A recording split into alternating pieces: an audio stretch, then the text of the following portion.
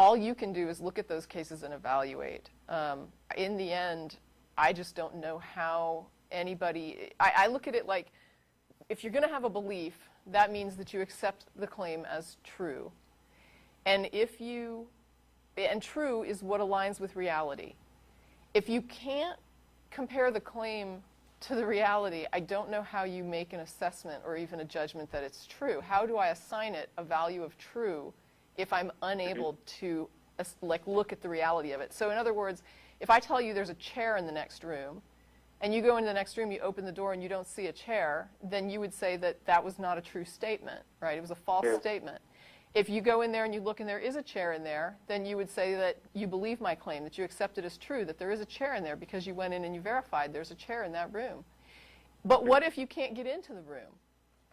I mean, how do you assess my claim? And no matter how many arguments I put forward, how do you make an assessment of the truth of it when that door is locked and you can't look in the room? That's what I think bothers me the most, is the idea that it's all about these arguments and nobody wants to give you access to the chair. And it's like, well, why can't you have access to the chair? And if you can't have access to the chair, why are you so hot to convince me it's in there when you can't even get through that locked door? How are you so sure that it's there, right?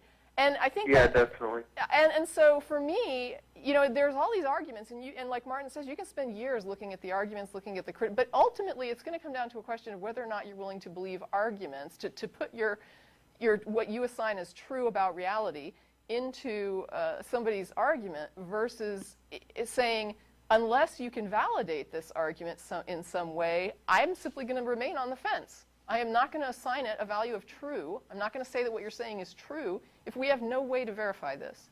If it's just you think it makes sense, but you can't verify it, and I can't verify it, and nobody can verify it, it's an unknown.